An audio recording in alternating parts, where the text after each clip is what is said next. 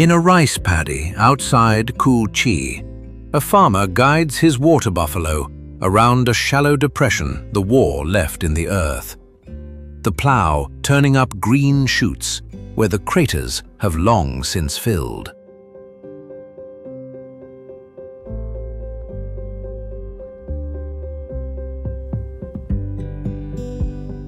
At 5 in the morning, near Hoan Kiem Lake, named for Lê Loi's returned sword, a Hanoi shopkeeper tips whisked egg over black coffee and lets it stand.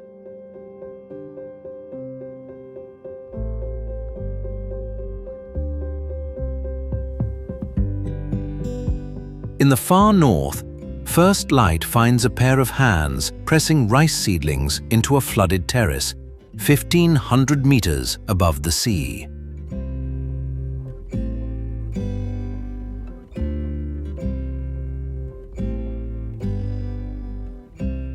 This is Vietnam, an S-shaped country of over 100 million people, more than half born after 1990, folded between two cities that mistake their own rhythm for the country's pulse.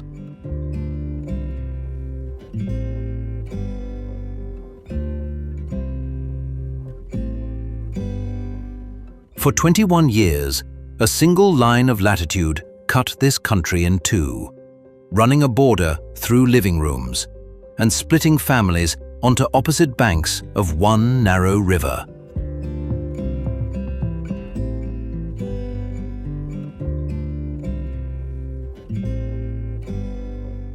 And yet, once a year, every one of those families travels home in the same week.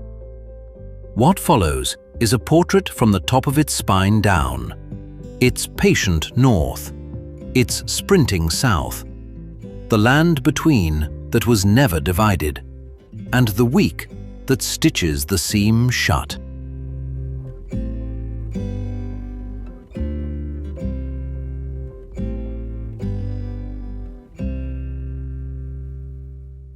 The cup comes first, before the light. In a narrow shopfront in the old quarter of Hanoi, a spoon lifts a pale foam of whisked egg yolk and condensed milk and lays it over a small glass of dark coffee, where it settles slowly and holds the heat beneath it.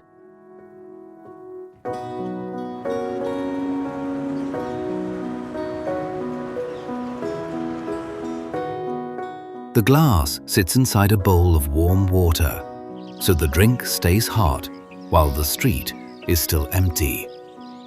Here, the coffee is called Café Trung, egg coffee, improvised in this city in the 1940s, when milk was scarce, and someone whisked in egg yolk instead, so that a shortage became something people now queue for.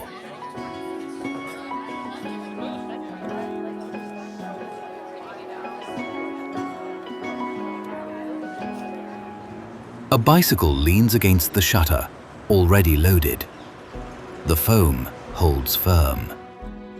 Outside, the first bicycles begin to move, well before 6. Hands settle on worn handlebars. A basket rides heavy over the front wheel, and tires roll across cobbles, still damp from the night.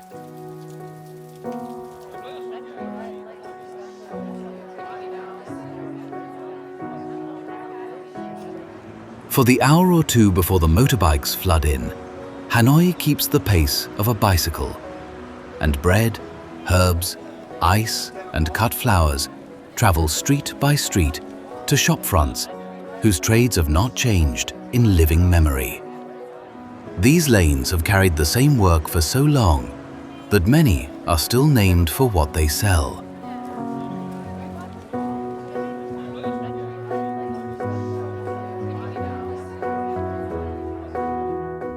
This is the Old Quarter, 36 streets, each once given over to a single craft. The guild lanes date to the 13th century, when merchants of one trade gathered on one street to sell silk, or tin, or paper, or silver. And many still carry a trade name prefix followed by the thing once sold there.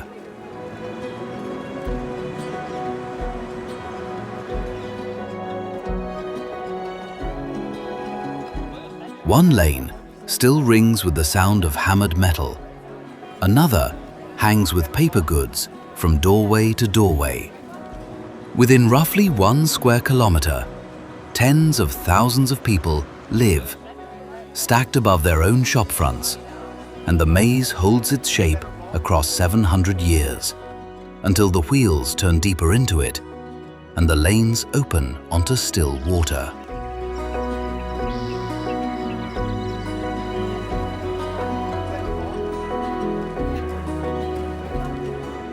At the center of the city lies Hoan Kiem Lake, the Lake of the Returned Sword, a flat sheet of water under morning mist, crossed by a small red bridge. Older residents come to the shore at this hour, before the traffic, to stretch and walk the water's edge.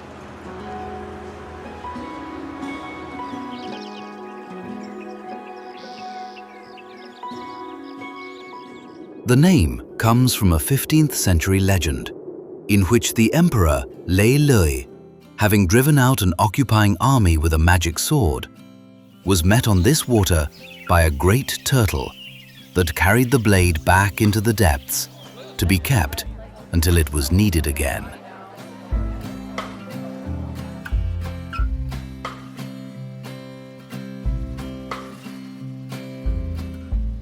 The story is told plainly here, the way permanent things are. Northwest of the lake stands a walled courtyard of old brick, shaded by frangipani, where rows of stone stelae rest on the carved backs of tortoises. This is the Temple of Literature.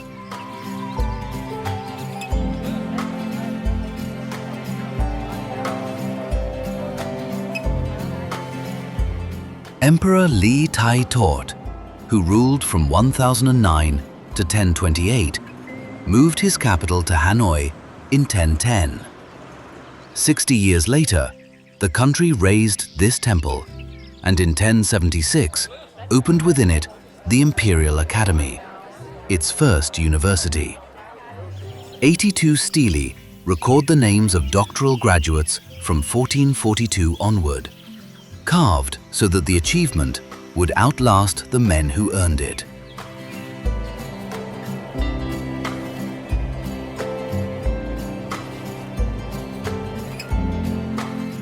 Students still come before their examinations to touch the stone, as if 1,000 years of learning could be borrowed by a hand. This is the literal weight the city carries into every morning, held in brick and tortoise-back.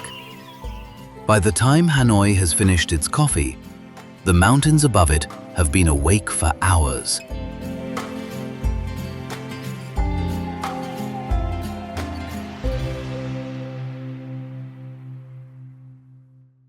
"90 miles east of the capital, the land loosens into water, and the water is full of stone.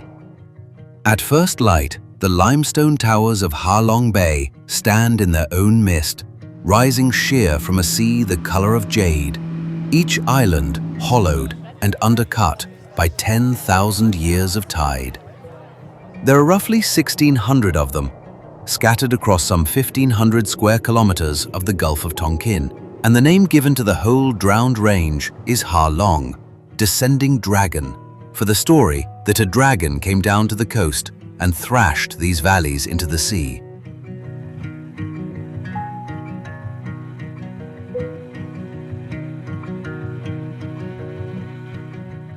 UNESCO listed the bay in 1994. In the early hours, before the tour boats, the water holds the towers and their reflections in one still frame. Out among the islands, a single wooden boat crosses the channel, low and slow. A man stands at the stern and throws a net that opens into a wide circle before it kisses the surface and sinks.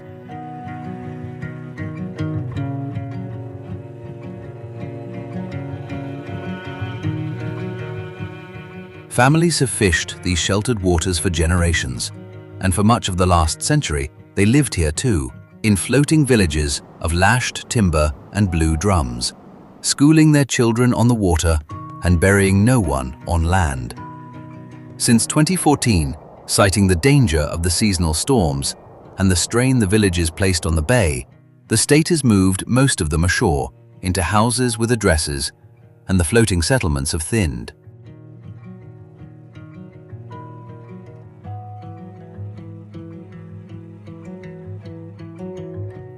Still, at dawn, the boats slip out into the quiet channels because the fish keep the old hours, even when the fishermen are told to keep new ones. North and west of the coast, the road leaves the sea and climbs, out of the delta heat and up into cloud, until the air cools and the paddies stand on end.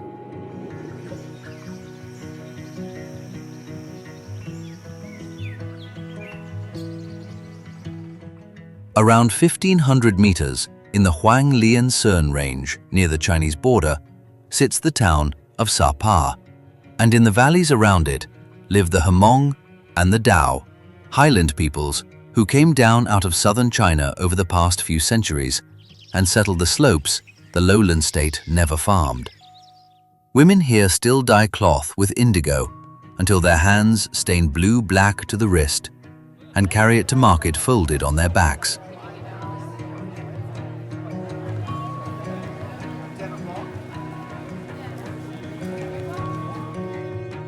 It is a cooler, higher, older Vietnam than the one at sea level. The fields these people cut are the reason to climb. Across the district of Mu Cang Chai, the mountainsides fall away in green gold steps from ridge to valley floor. Each level, a shelf of water held on the slope by a low earth wall, curved to the shape of the land.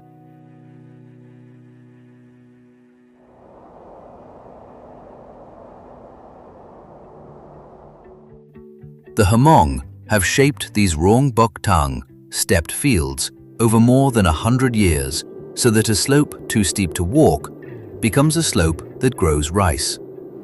There are roughly 2,200 hectares of them here, named a National Heritage Site in 2007, and from a distance, they read as something drawn rather than dug, until the eye drops to a single field and finds a person in it.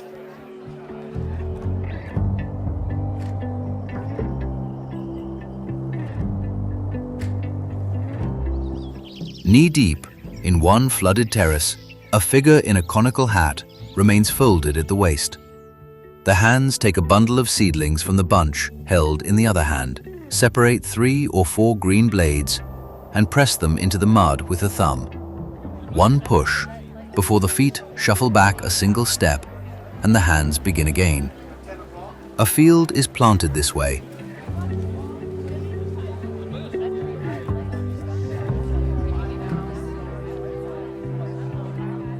One motion at a time, from the far wall to the near one, the water closing over each root as the hands withdraw. There is no sound, but water moving, and the occasional call across the valley.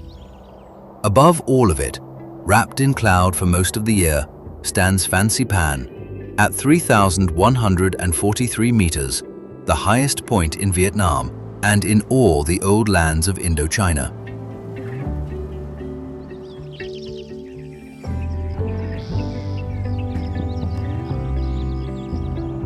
From its ridge, the terraces vanish into mist, and the only sound is wind crossing bare rock.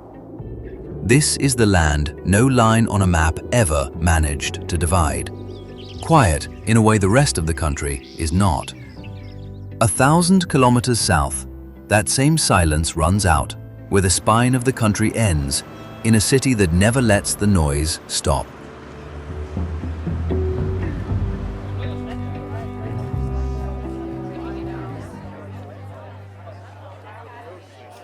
The noise arrives before the city does. At 1 in the morning, at an intersection in District 1 of Ho Chi Minh City, the place almost everyone still calls Saigon, the motorbikes keep coming, and the stream runs full until dawn.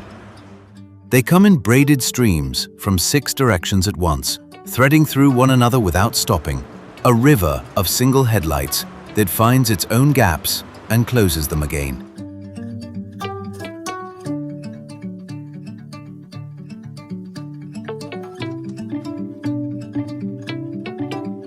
More than 7 million motorbikes are registered in this city of 9 million people, and at this hour they still move, carrying a boxed television, a family of 4, a stack of baguettes, a welded gate, home.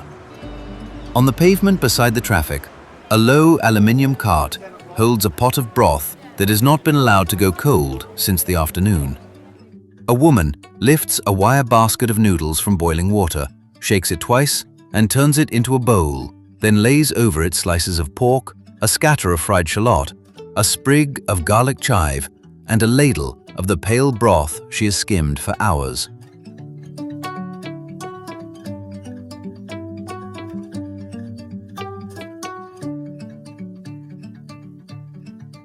In the south, the bowl is hu tio, a noodle soup, carried here by Chinese and Cambodian traders along the Mekong, clearer and sweeter than the version eaten in the north. 4 plastic stools, a shared jar of chopsticks, a fan turning against the heat. The customer eats bent over the bowl, elbows on knees, and is gone in 8 minutes.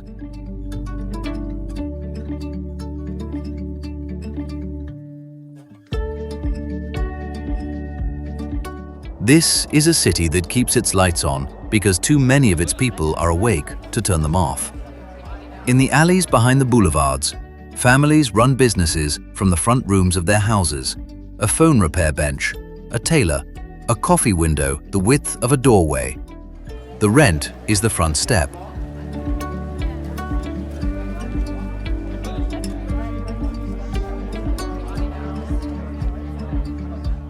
The commute is the stairs. By daylight, the Sprint has a past standing in the middle of it. At the center of the old colonial district rise the twin bell towers of the Saigon Notre Dame Cathedral, built by French administrators between 1863 and 1880, from red brick said to have been shipped from Marseille.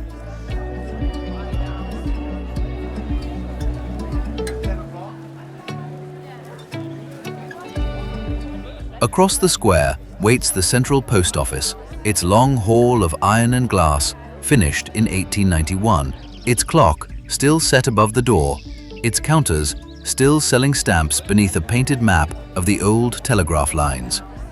The trade inside these halls has changed language more than once in a century and a half, and the buildings have kept working through each change.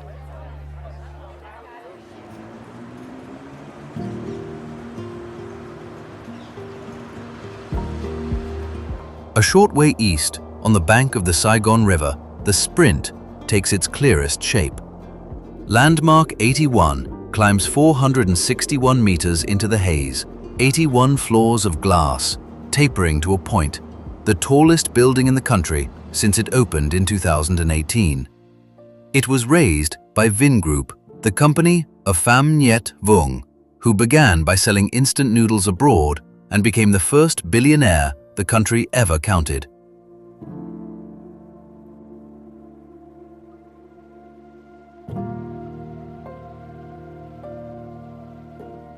From its lower floors, the city reads as it is, a place where the median age is near 32 and where the future is built rather than waited for, floor by floor, through the night.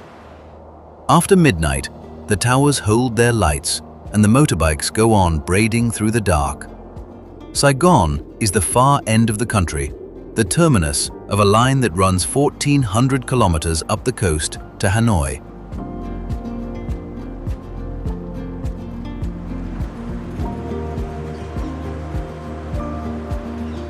But halfway along that line, the road crosses a narrow river in a quiet province, where for 20 years the country simply stopped and began again as somewhere else.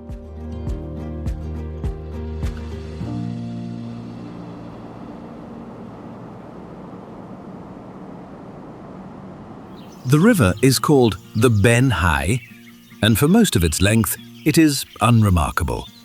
100 meters of brown water sliding through the low hills of Quang Tri province, halfway up the coast. In July of 1954, at a conference in Geneva that ended the war against the French, the great powers drew a line along the 17th parallel. And where that line met the land, it followed this river to the sea.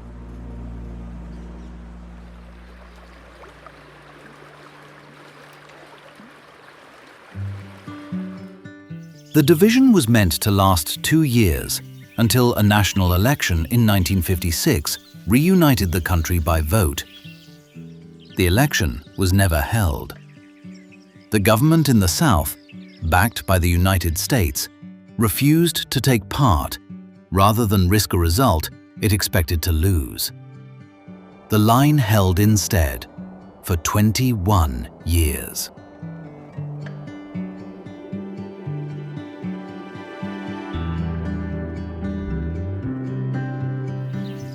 Across the Bến Hải stood the Hiên Luông Bridge, and the bridge became the border.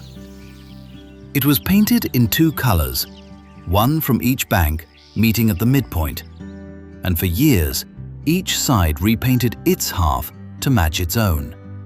So the span might read as 1 color or as 2, depending on who had painted last.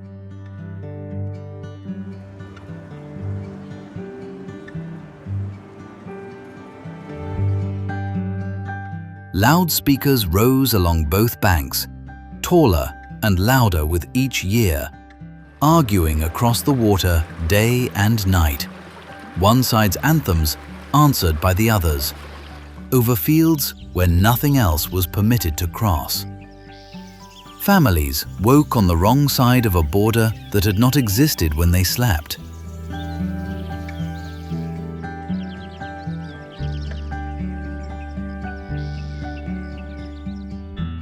A man who visited the northern bank in 1954 could not return to his children on the southern one, and did not for 20 years. North of the river, in the coastal village of Vinh Moc, the ground itself became the refuge.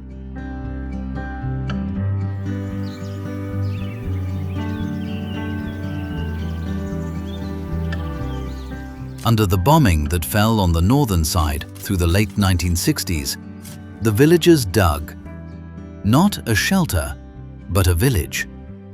Some 2 kilometers of tunnels on 3 levels, the deepest more than 20 meters down, with a well, a school, a clinic, and family chambers hollowed off the passages, each barely wide enough for a sleeping mat.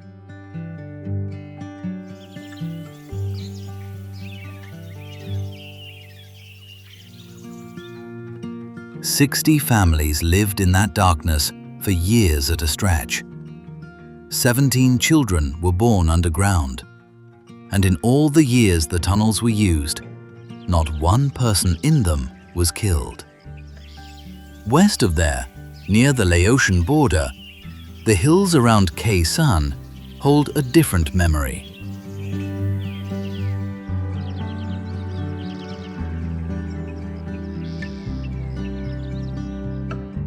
For 77 days in early 1968, a combat base there was surrounded and shelled. And the red earth of the plateau was turned so thoroughly that the coffee farms grown there before the war took a generation to come back.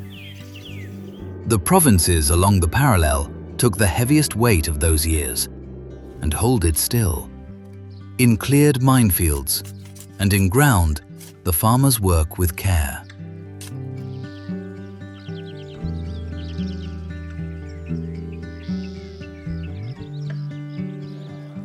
The line ended in the spring of 1975, and on the 2nd of July, 1976, the country was formally made one again.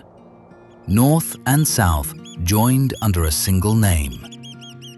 The southern capital, Saigon, was renamed for Ho Chi Minh, who had led the North until his death in 1969 and did not live to see the river closed.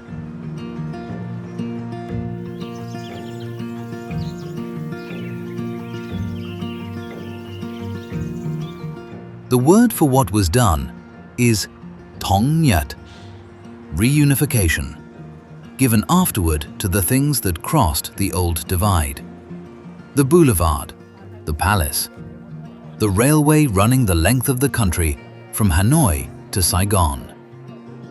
Today, the Hien Luong Bridge wears one color along its whole span. The Bến Hải is again only a river, crossed in a minute by anyone who wishes.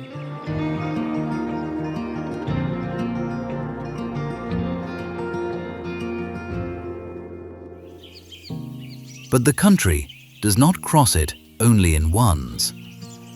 Once a year, in a single week, tens of millions move back along the whole length of that line at the same time, over the river that split them, toward the same table.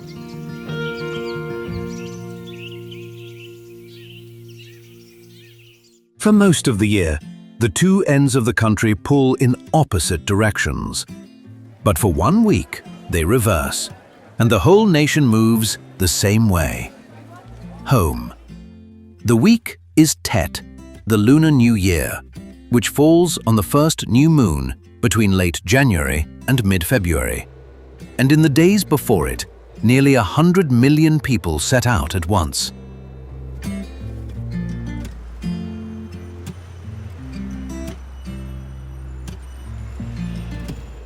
The Reunification Express, running the 1,400 kilometers of single track that links Hanoi to Saigon, sells out weeks ahead. Highways clog.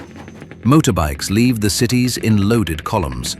A year's savings lashed to the seat, and a child wedged between two parents, riding hundreds of kilometers back to the village the city was built to draw them away from. The cities they leave and the villages they return to fill first with flowers.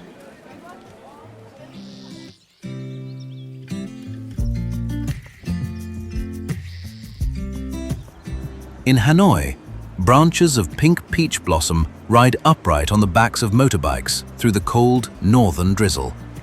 In Saigon, 1,000 kilometers south and warm, the same trade moves in yellow apricot and in kumquat trees hung with orange fruit, one to a household, chosen for the number of buds still closed.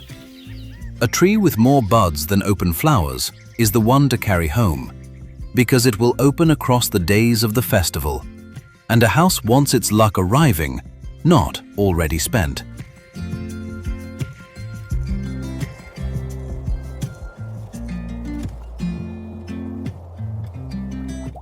In kitchens north and south, the work is the same, and it is old.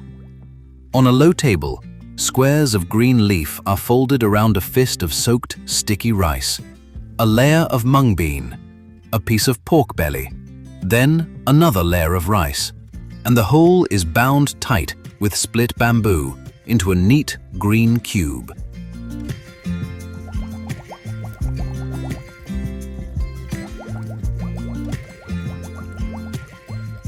The cakes go into a deep pot of water set over a fire in the yard, and they boil there for 8 to 12 hours, often through the last night of the old year, someone staying up to feed the flame and top up the water while the rest of the house sleeps. The recipe is older than the country's independence, older than the war, older than the line that split it.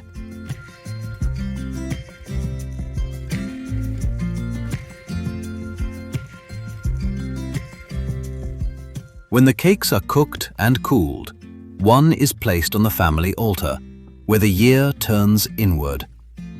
Before the new year begins, the households clean the graves of their dead and light incense to invite the ancestors home for the festival, setting out a tray of 5 kinds of fruit and a cup of tea, a place kept for those who cannot travel because they are already gone.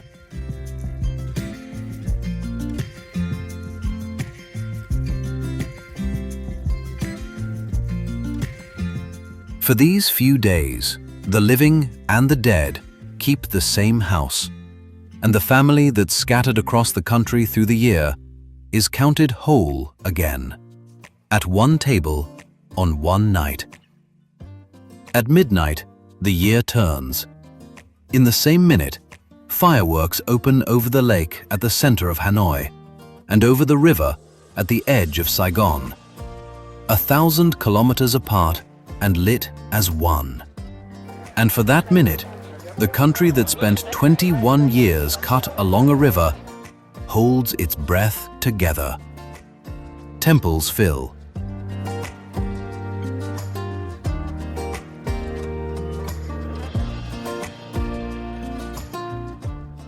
The first person to cross a family's threshold in the new year is chosen with care, for the luck they are thought to carry in. And then the incense settles, and the cities go quiet in a way they almost never are. On the first morning of the year, the streets that never empty are nearly empty.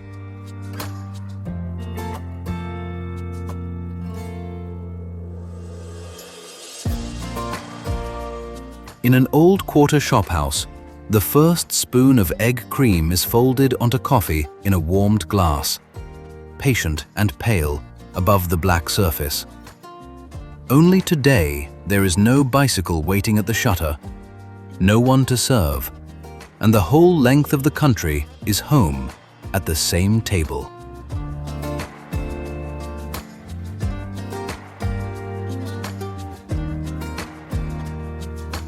At Hanoi railway station, the first workday after Tet begins with plastic bags tied shut, peach blossom branches gone brittle, and passengers stepping back onto the platform with altar smoke still in their clothes.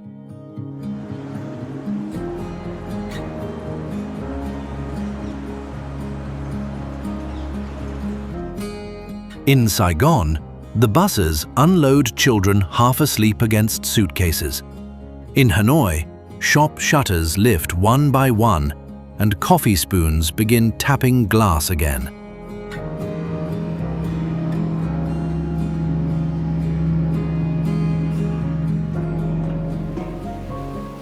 "1,400 kilometers of coast. Two cities that both mistake their own noise for the country entire.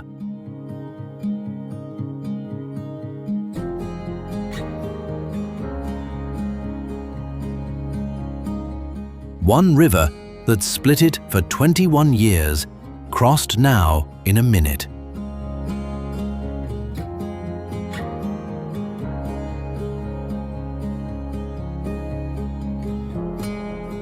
Over 100 million people. 1 week a year, all of them home. By morning, the tracks are full again.